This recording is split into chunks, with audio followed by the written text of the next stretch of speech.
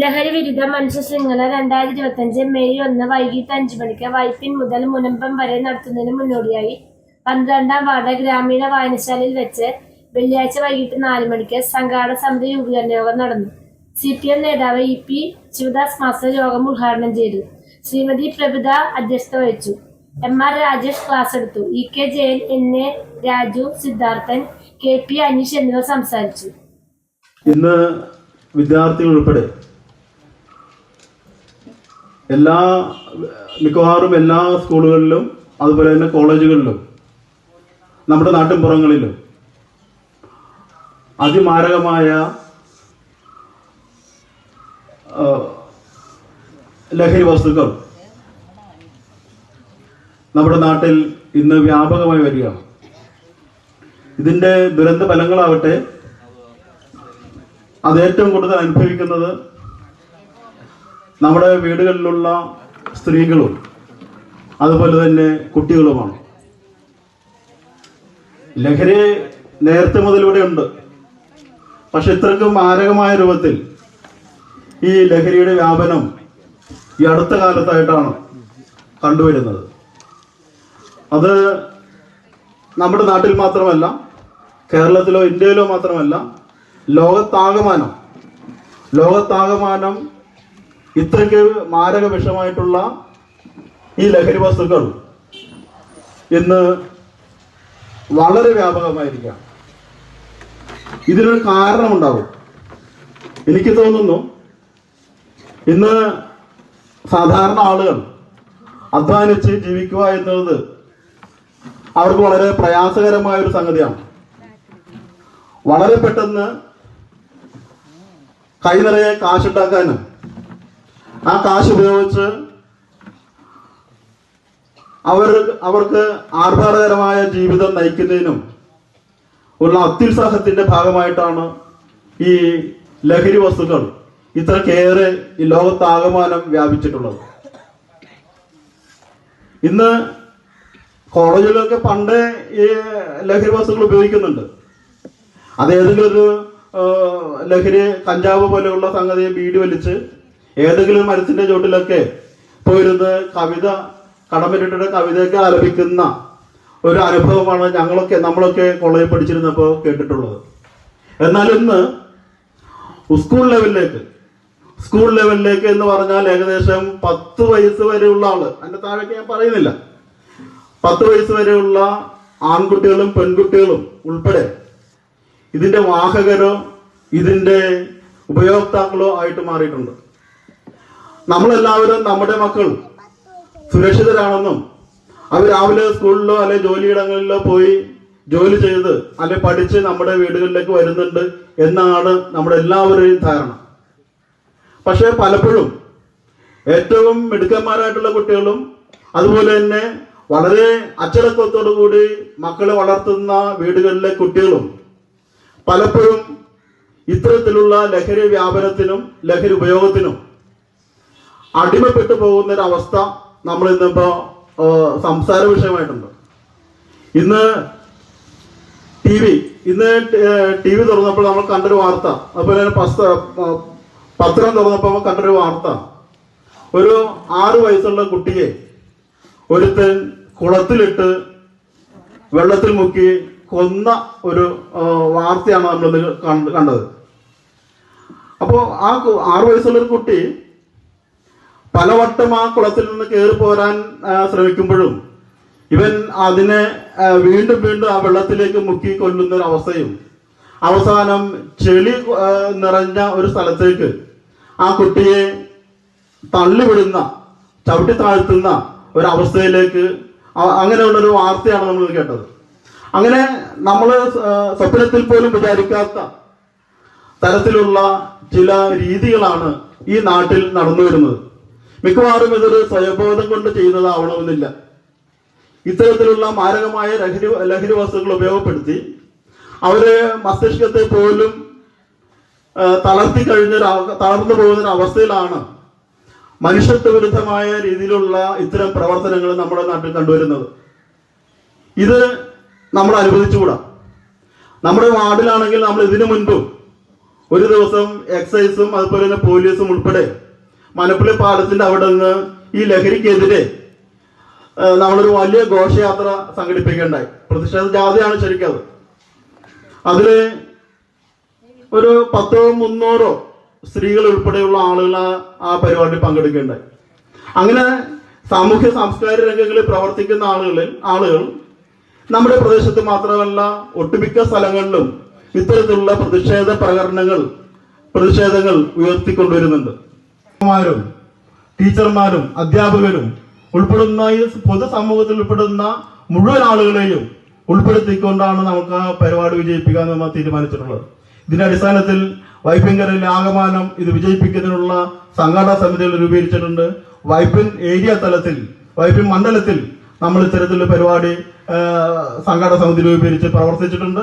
അതുപോലെ പള്ളിപ്പുറം പഞ്ചായത്തിന്റെ കീഴിൽ സംഘാടക സമിതി രൂപീകരിച്ച് പ്രവർത്തിച്ചു വരുന്നു. ഇതുപോലെ തന്നെ നമ്മുടെ വൈപ്പിൻകരയിലുള്ള 7 പഞ്ചായത്തിലും ഇത്തരത്തിലുള്ള പ്രവർത്തനങ്ങൾ വളരെ ദ്രുതഗതിയിൽ നടന്നു വരികയാണ്.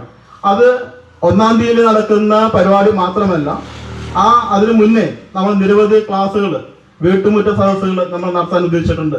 ഈ വാർഡിൽ 8-10 വീട്ടുമുറ്റ സദസ്സുകൾ നടത്താനാണ് തീരുമാനിച്ചിട്ടുള്ളത്. അത് വിജയിപ്പിക്കുന്നതിന് ആവശ്യമായിട്ടുള്ള പദ്ധതികളിൽ നിങ്ങളുടെ അടുത്തേക്ക് വരുമ്പോൾ നിങ്ങൾ അതിനായി സഹകരിക്കണമെന്നാണ് ഈ അവസരത്തിൽ എനിക്ക് പറയാനുള്ളത്. ഒരുപാട് ഇപ്പൊ ഒരു 2 കൊല്ലത്തിന് മുമ്പാണ് തോന്നുന്നു സിദ്ധാർത്ഥൻ പറഞ്ഞ പോലെ നമ്മളൊരു ജാഥ നടത്തുകയുണ്ടായി. അതിലെല്ലാവരും പങ്കെടുത്ത് ഇവിടെ വെച്ചാണ് സമാപനം ഉണ്ടായത്. നമ്മൾ അതിൽ ഒരുപാട് പേരുടെ സഹകരണത്തോടു കൂടി തന്നെ പങ്കെടുത്ത് അത് നല്ല വിജയമായിരുന്നു. നമുക്ക് എല്ലാവരും ഓർക്കുന്നുണ്ടാകും, പോലീസുകാരും എല്ലാവരും വന്നുകൊണ്ട് നല്ല ഒരു അഭിപ്രായമാണ് പറഞ്ഞത്. അപ്പൊ അതുപോലെ തന്നെ നമ്മളുടെ വാർഡിൽ അതിക്ക് മുമ്പ് തന്നെ മയക്കുമരുന്നിന്റെയൊക്കെ ഉപയോഗം ഉണ്ടായിരുന്നതാണ്, എല്ലാവർക്കും അറിയാം. അതിനെപ്പറ്റി ഞാൻ വിശദീകരിക്കുന്നില്ല, പറഞ്ഞാൽ അത് നമുക്ക് സങ്കടത്തിൽ കലാശിക്കുള്ളൂ. അപ്പൊ ഇനി വരുന്ന തലമുറയെങ്കിലും നമുക്ക് രക്ഷിക്കണമെന്ന ഒരു ഉദ്ദേശത്തോടുകൂടി നമ്മുടെ സർക്കാർ തീരുമാനിച്ചൊരു പദ്ധതിയാണ് ലഹരി വിരുദ്ധ ക്യാമ്പയിൻ. ഇത് മെയ് 1-ന് സിദ്ധാർത്ഥ ഞാൻ എല്ലാ കാര്യങ്ങളും വിശദമായിട്ട് പറഞ്ഞു. മെയ് 1-ാം തീയതി വൈപ്പിൻ മുതൽ മുനമ്പം മാണി ബസാർ വരെ നമ്മളുടെ ഒരു മനുഷ്യ ചങ്ങല നമ്മെല്ലാവരും ഒത്തൊരുമിച്ച് ഇതിനെതിരെ പ്രവർത്തിക്കുന്നതിന് വേണ്ടിയിട്ട് മാത്രമാണ് ഇത് സംഘടിപ്പിച്ചിരിക്കുന്നത്. അപ്പൊ അതിൽ ഇനി ഇതുപോലെ തന്നെയുള്ള പങ്കാളിത്തം എല്ലാവരുടെയും ഉണ്ടാകണമെന്ന് പറഞ്ഞു മാത്രം ഉദ്ഘാടനം ചെയ്യുന്നതിനായി ശിവദാസ് മാഷിനെ ക്ഷണിച്ചു. ഒരു വലിയ അപകടത്തിൽപ്പെട്ടിരിക്കുകയാണ്.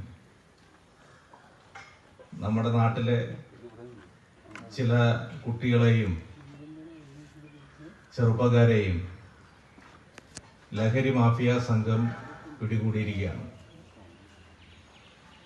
അവർ പിടികൂടിയതോടുകൂടി ഈ കുട്ടികളും ചെറുപ്പക്കാരും ഈ ലഹരി വസ്തുക്കൾ, മാരകമായ ലഹരി വസ്തുക്കൾ സ്ഥിരമായി ഉപയോഗിക്കുകയാണ്. അതിൻ്റെ ഭാഗമായി അവർക്ക് സ്വയബോധം നഷ്ടപ്പെട്ട് ചിലർ അക്രമാസക്തരാകുകയാണ്. വീടിനകത്ത് അക്രമങ്ങൾ ഉണ്ടാക്കുകയാണ്. ചിലർ വീടിന് പുറത്ത് അക്രമങ്ങൾ ഉണ്ടാക്കും. മറ്റു ചിലരാകട്ടെ ഇത് ഉപയോഗിച്ച് ഇതിനടിപ്പെട്ടവര് ഒരു തരം വിഷാദ രോഗത്തിലേക്ക് മാറുകയാണ്. ഈ മാരകമായ ലഹരി വസ്തുക്കൾ ഉപയോഗിക്കുന്നതിന്റെ ഭാഗമായി പല രൂപത്തിലാണ് അത് ഉപയോഗിക്കുന്നവർ പെരുമാറുന്നത്. ചിലർ വളരെ സന്തോഷവാന്മാരായി പതിവിൽ നിന്ന് വ്യത്യസ്തമായി വലിയ തോതിൽ അവര് സന്തോഷിക്കുകയും ചിരിക്കുകയും കളിക്കുകയൊക്കെ ചെയ്ത് നടക്കും. മറ്റു ചിലരാകട്ടെ വളരെ വിഷാദം പിടിച്ച് വിഷാദ രോഗത്തിനടിപ്പെട്ട് ഏതെങ്കിലും ഒരു മൂലയിൽ അവര് ഒതുങ്ങിക്കൂടുകയാണ്. മറ്റു ചിലർ അക്രമാസക്തരുമാകുന്നുണ്ട്. ഇത് സമ്മിശ്ര പ്രതികരണമാണ് ഇത് ഉപയോഗിക്കുന്ന പലരും പൊതുവിൽ നടത്തിക്കൊണ്ടിരിക്കുന്നത്. കുട്ടികളെ ഉപയോഗിക്കുന്നു ഇതിനു വേണ്ടി. കുട്ടികൾ ഇതിന്റെ ഉപഭോക്താക്കളാകുന്നതിനപ്പുറത്ത് ഇതിന്റെ വാഹകരായി മാറുകയാണ്. ഇത് വിൽപ്പന നടത്തുന്നതിന്റെ ഏജന്റുമാരായി നമ്മുടെ കുഞ്ഞുങ്ങൾ ഉപയോഗിക്കുകയാണ്.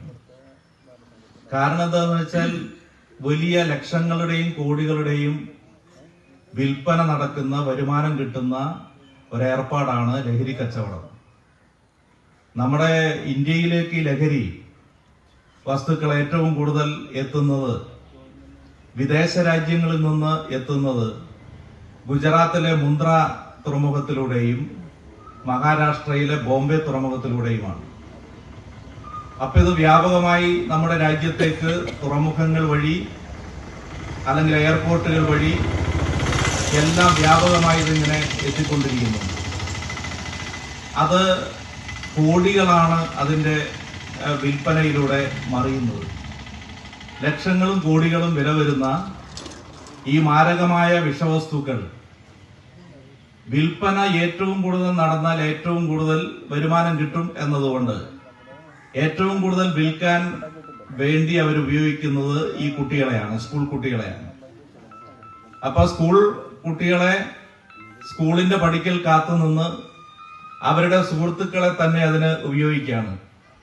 അവര് ചിലരത് ഉപയോഗിക്കുകയും മറ്റു ചിലര് വിൽക്കുകയും ചെയ്യുന്നവരായി മാറുകയാണ്.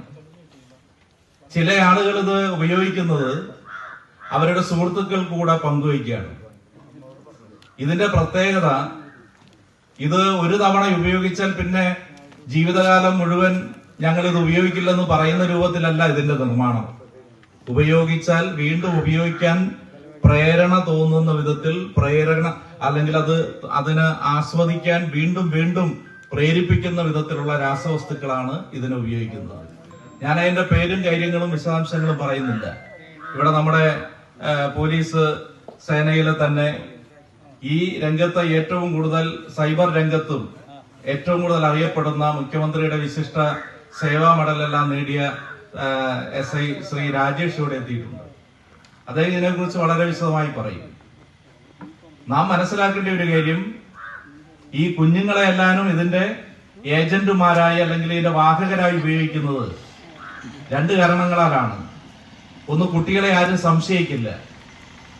സംശയത്തിന് അതീതരാണ് കുഞ്ഞുങ്ങൾ.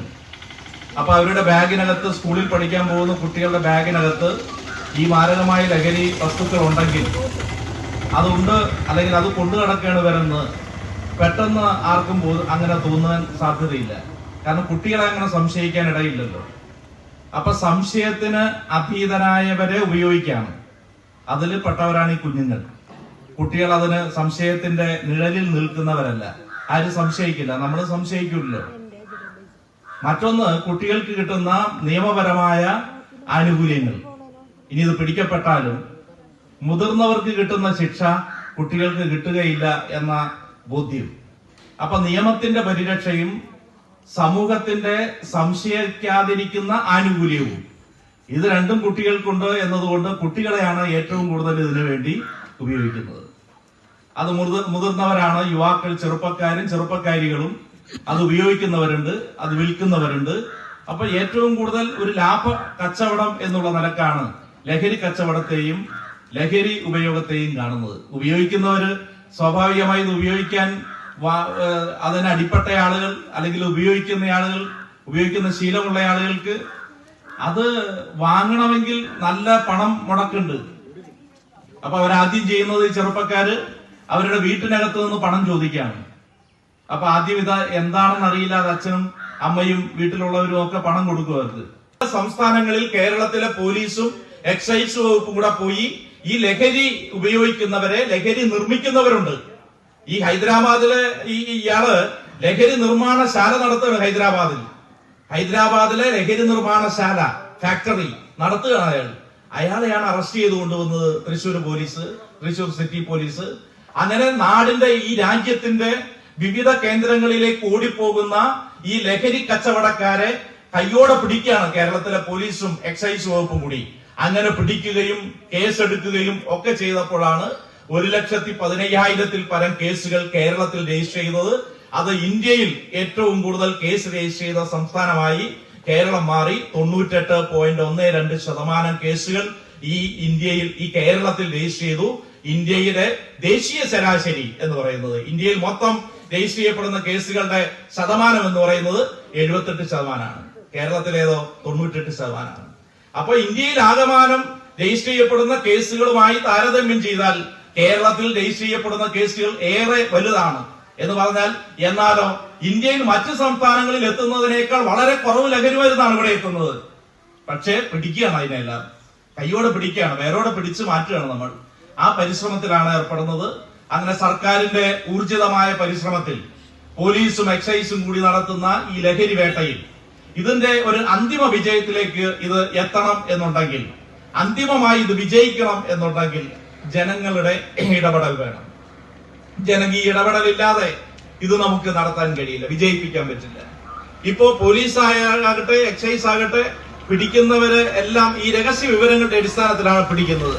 ആ രഹസ്യ വിവരങ്ങളെല്ലാം കൊടുക്കുന്നത് ഈ നാട്ടിലെ ജനങ്ങൾ കൊടുക്കുന്ന വിവരങ്ങളാണ്, അല്ലാതെയും അവർ കണ്ടെത്തുന്നുണ്ട്. ഇപ്പൊ മയക്കുമരുന്ന് കേന്ദ്രങ്ങളെ കണ്ടെത്താനുള്ള ആധുനിക ഉപകരണം വാങ്ങാൻ തീരുമാനിച്ചു കേരള സർക്കാർ.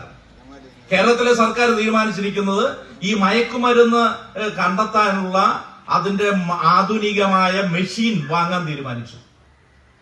അതിന് ആവശ്യമായ പരിശീലനം പോലീസിനും എക്സൈസിനും കൊടുക്കുകയാണ്. ഇങ്ങനെയെല്ലാം ചെയ്യുന്ന അത്ഭുതകരമായ കാര്യങ്ങൾ ചെയ്യുന്ന ഒരു നാടാണ് കേരളം. എന്നിട്ടും നമുക്ക് സ്വസ്ഥതയില്ല. അപ്പൊ ഇതൊന്നും ചെയ്തില്ലെങ്കിലോ? നമുക്ക് ഇനിയുള്ളതിനേക്കാൾ കൂടുതൽ സ്വസ്ഥത. നമ്മൾ ഈ ലഹരി വിൽക്കുന്നവര് അല്ലെങ്കിൽ ഉപയോഗിക്കുന്നവരെ സമൂഹത്തിൽ നിന്ന് ബഹിഷ്കരിക്കാനല്ല, ആ കുഞ്ഞുങ്ങൾ, ആ ചെറുപ്പക്കാർ, അവരെ നമുക്ക് മാനസാന്തരപ്പെടുത്തി തിരിച്ചു കൊണ്ടുവരണം. നല്ല മക്കളായി അവരുടെ അമ്മമാരുടെ കൈകളിലേക്ക് അവരെ ഏൽപ്പിക്കണം. അവരുടെ അച്ഛന്റെയും അമ്മയുടെയും കയ്യിലേക്ക് നല്ല കുഞ്ഞുങ്ങളായി, നല്ല ചെറുപ്പക്കാരായി അവരെ നമുക്ക് തിരിച്ചു പിടിക്കണം.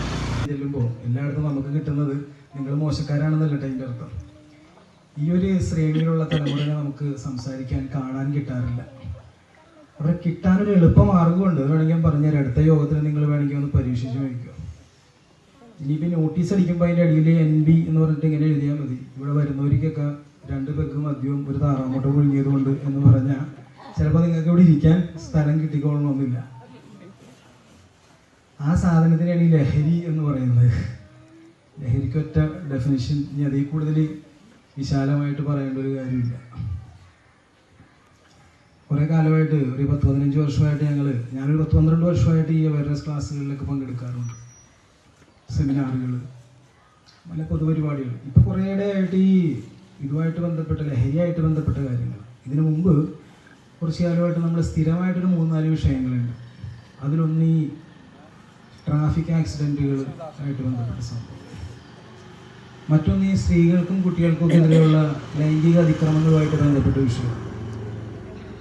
പിന്നൊന്ന് ഈ അടുത്ത കാലത്തുണ്ടായ നമ്മുടെ ഈ ഓൺലൈൻ പ്ലാറ്റ്ഫോമുകളിലൂടെ, സോഷ്യൽ മീഡിയകളിലൂടെ നമ്മളെ ചതിക്കുകയും വഞ്ചിക്കുകയൊക്കെ ചെയ്യുന്ന ആ ഒരു സംഭവം. പിന്നെ 4ാമത്തെ വിഷയമാണ് ലഹരി. അപ്പോൾ ലഹരി എന്ന് പറഞ്ഞു കഴിഞ്ഞാൽ നമ്മൾ വിചാരിക്കും ലഹരി ഇല്ലാതെ ജീവിക്കാൻ പറ്റുള്ളൂ ഭൂമിയിൽ. ലഹരി എന്ന് പറഞ്ഞാൽ നിങ്ങൾ എന്താണ് അർത്ഥമാക്കുന്നത് വെച്ചിട്ടുണ്ടെങ്കിൽ, ഞാനിവിടെ അധ്യാപകൻ്റെ വിഷമമാണ് ചോദ്യം ചെയ്യുന്നതല്ല. ഞാൻ രാവിലെ ഒരു ക്ലാസ്സായിരുന്നു. ഞാൻ പോലീസ് റിക്രൂട്ടുകൾക്ക്, ഈ ട്രെയിനികൾക്ക് ഒരു ക്ലാസ് കഴിഞ്ഞിട്ടാണ് വരുന്നത്. മിക്കവാറും അവരോട് സംസാരിക്കുമ്പോൾ ഇങ്ങനെ ചോദ്യങ്ങൾ ചോദിച്ചുകൊണ്ടിരിക്കും. അതുകൊണ്ട് ആരും മുഖത്ത് നോക്കാറില്ല. മുഖത്ത് നോക്കിയാൽ നമ്മൾ കണ്ണിൽ നോക്കുന്ന ആളോടാണല്ലോ ചോദിക്കണത്. അപ്പോൾ ഞാൻ പറയും, നിങ്ങൾ തല ഉയർത്തി പിടിച്ചിരുന്നോ, കുഴപ്പമൊന്നുമില്ല, ചോദ്യം ഉത്തരവ് ഞാൻ തന്നെ പറയും. അങ്ങനെ സാധാരണ നമ്മുടെ മുഖത്ത് നോക്കിക്കഴിഞ്ഞാൽ അറിയാം, നമ്മളൊക്കെ വന്നിരിക്കുന്ന ഒരു അനുശോചന സമ്മേളനത്തിന് വന്നിരിക്കുന്ന ഒരു മുഖമാണ് നമ്മുടെ, ഇല്ലേ? ചിരി എന്ന് പറയുന്ന സാധനം നമ്മുടെ മുഖത്തില്ല. കുറേ കാലമായിട്ടല്ല മലയാളികൾ പൊതുവെ ചിരിക്കാറില്ല. മുഖം ഇങ്ങനെ വിഷാദഭാവത്തിൽ പിടിക്കാൻ നമുക്കൊരു പ്രത്യേകം എടുക്കാം. നേരെ മറിച്ച് യൂറോപ്യൻസിനെ കാണുമ്പോൾ ശ്രദ്ധിച്ചിട്ടുണ്ടോ? വെറുതെ ഒന്ന് നോക്കി അപ്പം ചിരിക്കുമായിരുന്നു നമ്മൾ നോക്കിക്കഴിഞ്ഞാൽ. നമുക്ക് നോക്കാമെന്നാണോ? പക്ഷെ നമ്മുടെ മുഖത്ത് നോക്കിക്കഴിഞ്ഞിട്ടുണ്ടെങ്കിൽ നമ്മൾ പറയാവുന്നതാണ് നോക്കണവൻ്റെ നോട്ടം ശരിയല്ലല്ലോ എന്ന് പറയും. പരസ്പരം നോക്കാനോ ചിരിക്കാനോ ഒക്കെ ഉള്ളൊരു മടിയുള്ള കൂട്ടത്തിലാണ് നമ്മൾ. അതായത് കുറച്ച് അന്തർമുഖത്വം നമുക്കുണ്ട്, ഇല്ലേ? അത് നമ്മളുടെ ഒരു വ്യക്തി സ്വഭാവം, ക്യാരക്ടറിസ്റ്റിക് ക്വാളിറ്റീസ് എന്ന് പറയുന്നത് നമുക്കുള്ളതാണ്. ഇതൊക്കെ ഞാൻ ഈ പറഞ്ഞു വരുന്ന ചില സംഭവങ്ങളുമായിട്ട് കൂട്ടി കണക്ട് ചെയ്ത് വരുമ്പോൾ അതൊക്കെ ശരിയായിരുന്നു ചിലപ്പോൾ നിങ്ങൾക്ക് തോന്നും. ഞാൻ നേരത്തെ പറഞ്ഞ ട്രാഫിക് ആക്സിഡൻറ്റുകളെ കുറിച്ച് ഞങ്ങൾ സംസാരിക്കാറുണ്ട് സ്ഥിരമായിട്ട് ക്ലാസ്സിൽ കൊടുക്കുക. അത് വളരെ സീരിയസ് ആയിട്ടുള്ളൊരു വിഷയമാണ്. നമ്മൾ ലഹരിയിലേക്ക് പോകുന്നതിന് മുമ്പ് നമ്മൾ അറിഞ്ഞിരിക്കേണ്ട ഒരു കാര്യം, നമ്മുടെ റോഡുകളിൽ ഒരു വർഷം 4000 പേര് വെച്ച് മരിക്കുന്നുണ്ട്. ചെറിയ കണക്കല്ല. നമ്മുടെ കേരളത്തിലെ കാര്യം ഞാൻ ഈ പറയുന്നത്. വർഷം ഈ റോഡുകളിൽ 4000 പേരുടെ ജീവനാണ് പൊലിഞ്ഞു പോകുന്നത്. അതായത് 2 മണിക്കൂറിൽ വെച്ച് ഒരാൾ മരിക്കുന്നുണ്ട്. മനസ്സിലാവുന്നു? ഓരോ മിനിറ്റിലും ഓരോ മണിക്കൂറിലും 5 ആക്സിഡന്റ് വെച്ച് നടക്കുന്നുണ്ട്. ഇപ്പൊ നമ്മൾ സംസാരിച്ചുകൊണ്ടിരിക്കുമ്പോൾ കേരളത്തിന്റെ പല ഭാഗത്ത് ആക്സിഡന്റ് വണ്ടി ഇടിക്കുന്നുണ്ട്. ഇടിക്കുന്ന വെച്ചാൽ അപകടം സംഭവിക്കുന്ന രീതിയിലുള്ള ഇടി നടക്കുന്നുണ്ട്. ഈ തട്ടലും മുട്ടലും ഒക്കെ എന്ന് വെച്ചാൽ 100 കണക്കിന് നമ്മളിപ്പോൾ നമ്മുടെ റോട്ടിൽ ചെന്ന് 10 മിനിറ്റ് കഴിഞ്ഞാൽ നമുക്ക് കാണാൻ പറ്റും. അല്ലാതെ 2 മണിക്കൂറിൻ്റെ ഇടയിൽ ഒരാൾ വെച്ച് തീർന്നു പോയിക്കൊണ്ടിരിക്കുക. അതുപോലെ തന്നെ ഇനിയിപ്പോൾ മരിച്ചു കഴിഞ്ഞാൽ അത് കണക്ക് തരുന്നില്ല. ഓരോ വർഷവും 10,000 പേര് കോമ സ്റ്റേജിലാകുന്നുണ്ട്.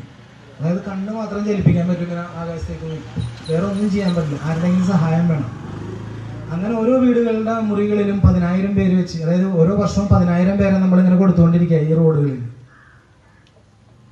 കൈയും കാലും മാത്രം ഒടിഞ്ഞിട്ട് നന്നായി റെഡിയാക്കി റിപ്പയർ ചെയ്ത് കൊണ്ടുവരുന്ന കണക്കുകൾ വേറെ. നമ്മളെപ്പോഴും നമുക്ക് ചുറ്റും നടക്കുന്ന ആക്സിഡന്റുകളെ കുറിച്ചോ അല്ലെങ്കിൽ മരണപ്പെട്ട കേസുകൾ മാത്രമേ കേൾക്കുന്നത്. കേരളത്തിന്റെ മൊത്തത്തിലൊരു സ്റ്റാറ്റിസ്റ്റിക്സ് ആണ് ഞാൻ പറഞ്ഞത്. പോലീസിന്റെ ഒരു കണക്കാണ്. ചെറിയ വ്യത്യാസങ്ങളെ നടുവും ഒക്കെ വരുള്ളൂ. അപ്പൊ ഈ 4,000 പേരെ മരണത്തിന് വിട്ടുകൊടുക്കുന്നതിന്റെ പ്രധാന വില്ലൻ എന്ന് പറയുന്നത് അമിത വേഗതയാണ്. ഈ അമിത വേഗത ഇന്നലെ രാത്രി എൻ്റെ ഫോണിൽ 3 കോളുകളാണ് ഒരു സ്ത്രീ ഇവിടെ നിന്ന് വിളിച്ചുകൊണ്ടിരിക്കുക. എനിക്ക് പരിചയമുള്ളൊരു ജീവനക്കാരിയാണ്, SP ഓഫീസിലെ ജീവനക്കാരി. പുള്ളിക്കാരത്തിൽ ട്രാൻസ്ഫർ ആയിപ്പോയി, വേറെ സ്ഥലത്തു നിന്ന് എന്നെ വിളിക്കുക. ഞാൻ വേറെ തിരക്കിലായിരുന്നു. വൈകിട്ട് ഞാൻ ഫോൺ തിരിച്ചെടുത്ത് വിളിച്ചു കഴിഞ്ഞപ്പോൾ അവരൊന്നൊക്കെ അറിയാം. അപ്പോൾ അവർ പറയുന്നത്, സാറേ ആ കൊല്ലത്ത് ഞങ്ങളുണ്ടായ നാട്ടകത്തുണ്ടായ ആക്സിഡൻറ്റിൽ ആ സ്കോർപ്പിയോ ഓടിച്ച് മരിച്ച ഡ്രൈവർ പയ്യൻ എൻ്റെ കസിനാണ്. ആ ആക്സിഡൻറ്റിൽ വേറെ 2 പേരും കൂടി മരിച്ചു. 3 പേരാണ് ഒറ്റയിടിയിൽ മരിച്ചത്. 3 പേർക്ക് പരിക്ക് പറ്റിയിട്ടുണ്ട്. രാത്രി 2 മണിക്ക് ഓവർ സ്പീഡിൽ വന്ന് നിയന്ത്രണം വെട്ടി വണ്ടി എന്നിട്ട് ഒരു ലോറിയിൽ ഇടിക്കുകയും സ്പോട്ടിൽ 3 എണ്ണം പോയി. കൊല്ലത്ത് നടന്ന കോട്ടയം ജില്ലയിൽ നടന്ന സംഭവം. പോലീസ് ഒരു കേസ് എടുത്തിട്ടുണ്ട്. ഈ ചെക്കനെ പ്രതിയാക്കി കേസ് എടുത്തേക്കാം.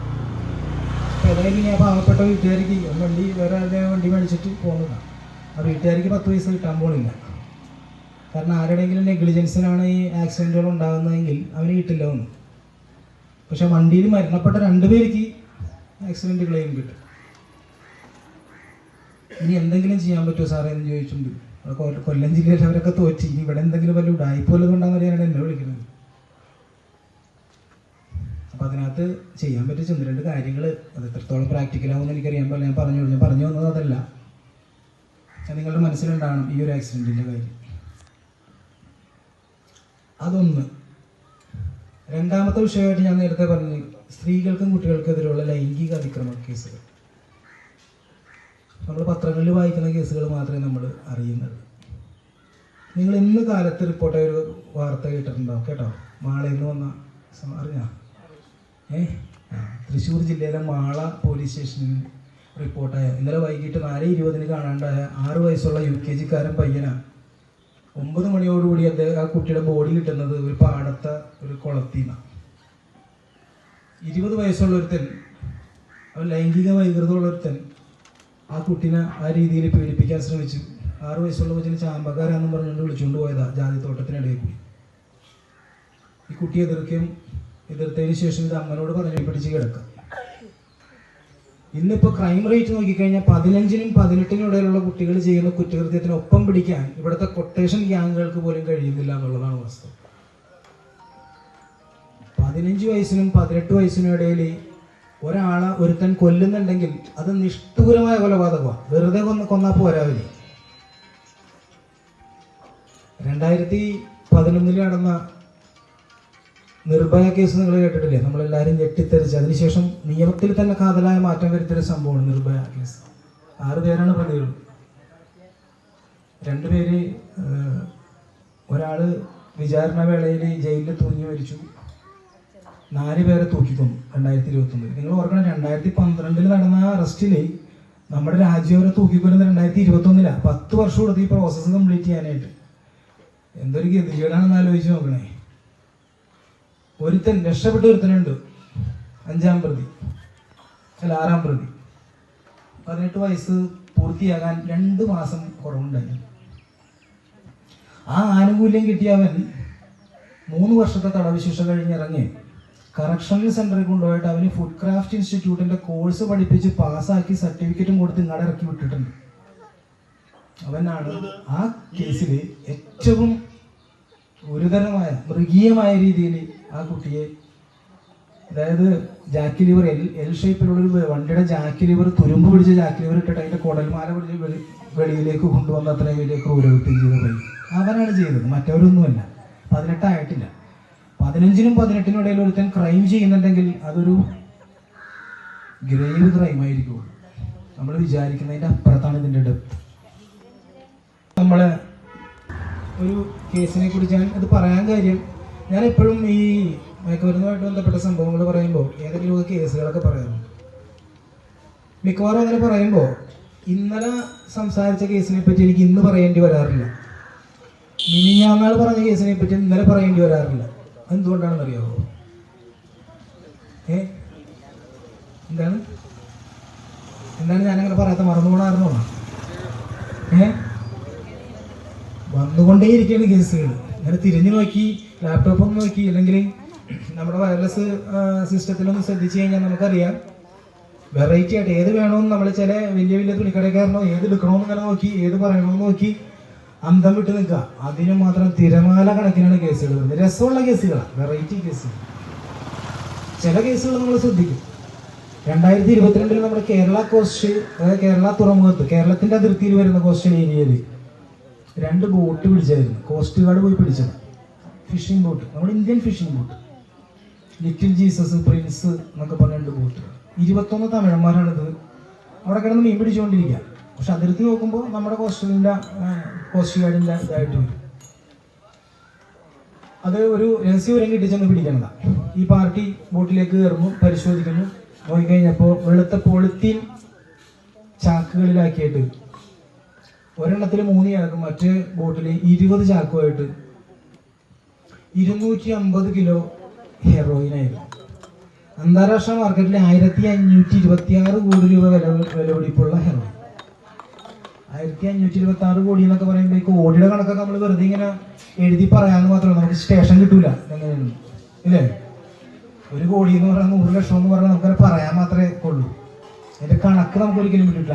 1526 കോടി രൂപ വിലപിടിപ്പുള്ള ഹെറോയിൻ 2 ബോട്ടിൽ നിന്ന് ഇന്ത്യയുടെ കോസ്റ്റ് ഗാർഡ് പിടിച്ചിട്ട് ഈ എറണാകുളത്താണ് കൊണ്ടുവരുന്നത്. ഇതിൽ വാർത്തയൊക്കെ ആയിരുന്നു. 21 തമിഴന്മാരെ പിടിച്ചു. ആ ചാക്ക് പരിശോധിച്ച് കഴിഞ്ഞപ്പോൾ ഈ കോസ്റ്റ് ഗാർഡിന് ഒരു കാര്യം മനസ്സിലായി. ഇതിനകത്ത് എഴുത്തുകുത്തുകൾ, ഇൻസ്ക്രിപ്ഷൻസ് ഒക്കെ നോക്കിക്കഴിഞ്ഞിട്ട് ഇത് പാകിസ്ഥാനിൽ നിന്ന് പോന്നേക്കുന്ന സാധനം. ഇവിടെ കേസെടുക്കുന്നു, അവന്മാരെയൊക്കെ റിമാൻഡ് ചെയ്യുന്നു, അന്വേഷണം നടത്തുന്നു. തൊട്ടു പുറകെ 2 പേരെ തിരുവനന്തപുരത്ത് പോയി പിടിക്കുന്നു, അവിടുത്തെ കോടതിയിൽ ഹാജരാക്കി അവരെ റിമാൻഡ് ചെയ്യുന്നു. ഒരുത്തനെ ചെന്നൈയിൽ പോയി പിടിക്കുന്നു. മൊത്തം 24 പേരായി. 21, 2, 23, 24 പേര്. വളരെ പെട്ടെന്ന് തന്നെ അന്വേഷണം പൂർത്തിയാക്കിയിട്ട് ഡയറക്ടറേറ്റ് ഓഫ് റവന്യൂ ഇന്റലിജൻസ് ആണ് അന്വേഷിച്ചത്.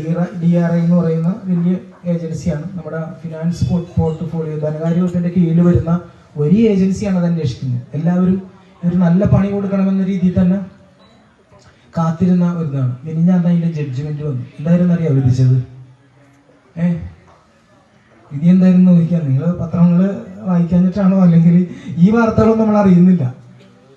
നമ്മളെല്ലാവരും വളരെ ആകാംക്ഷയോടെ കാത്തിരുന്ന രീതിയാണ്.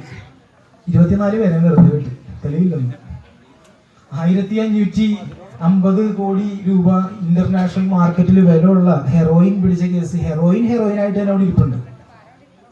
പിന്നെ ഇത് ആകാശത്ത് നിന്ന് പൊട്ടി വീണതാണ്, അല്ലെങ്കിൽ കോസ്റ്റ് ഗാർഡുകാരെ അവിടെ കൊണ്ടുപോയി വെച്ചതാണ്. ഇതിന്റെ നിയമങ്ങൾക്ക് ചില സങ്കീർണതകളും നൂലാമാലകളും ഒക്കെ ഉണ്ടെന്ന് പറയാൻ വേണ്ടിയിട്ടാണ്. എന്താണെന്ന് വെച്ച് കഴിഞ്ഞാൽ മറ്റുള്ള നിയമങ്ങളിൽ വ്യത്യസ്തമായിട്ട് NDPS എന്ന് പറയുന്ന ഒരു നിയമമാണ് ഇതിനെതിരെ ഉപയോഗിക്കുന്നത് ഈ പ്രതികൾക്കെതിരെ.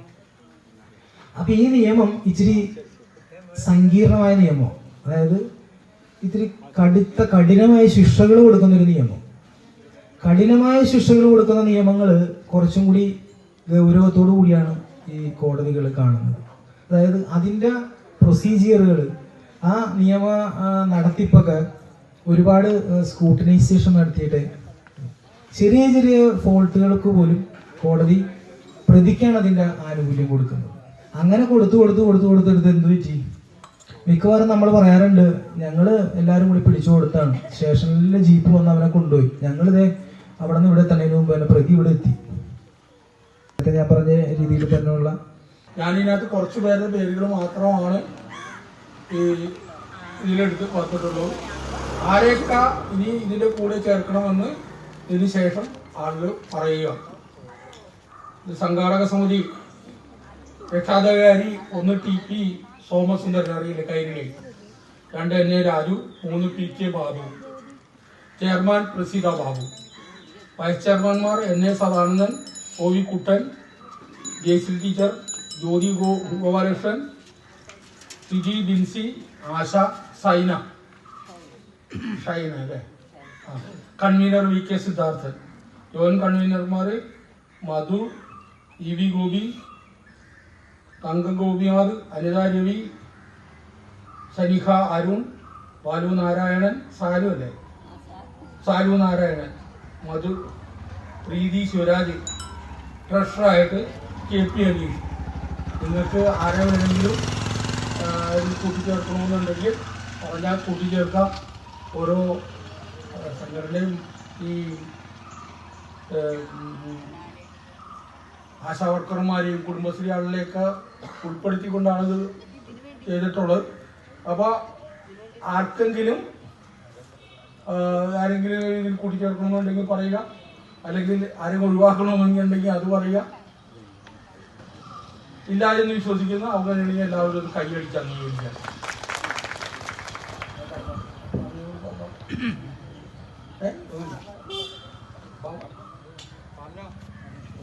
പ്രിയപ്പെട്ടവരെ, നമ്മൾ മെയ് 1-ാം തീയതി ലഹരിക്കെതിരായിട്ടുള്ള വലിയൊരു ചുവടുവെപ്പ് നടത്തുകയാണ്. തുടർന്ന് ഇവിടെ സൂചിപ്പിച്ചതുപോലെ ജനകീയ ജാഗ്രതാ സമിതി എന്ന രൂപത്തിൽ അത് തുടർന്ന് പ്രവർത്തിക്കും. ഈ മനുഷ്യ ശൃംഖലയുമായി ബന്ധപ്പെട്ട് ഇവിടെ ഈ സംഘാടക സമിതി യോഗത്തിൽ പങ്കെടുത്തിട്ടുള്ള എല്ലാവർക്കും നന്ദി രേഖപ്പെടുത്തുന്നു. വിശേഷിച്ച് ഇവിടെ ഇതിൻ്റെ അധ്യക്ഷത വഹിക്കുന്ന ബഹുമാനപ്പെട്ട പഞ്ചായത്ത് അംഗം ശ്രീമതി പ്രസീത ബാബു, അതുപോലെ തന്നെ ഉദ്ഘാടനം നിർവഹിച്ച ശിവദാസൻ മാസ്റ്റർ, ഇവിടെ നന്നായി ക്ലാസ് എടുത്ത രാജേഷ് സാർ, EK ജയൻ, അതുപോലെ NA രാജു ചേട്ടൻ, സിദ്ധാർത്ഥ ചേട്ടൻ, ഇവിടെ പങ്കെടുത്തിട്ടുള്ള മുഴുവൻ പേർക്കും നന്ദി രേഖപ്പെടുത്തുന്നു.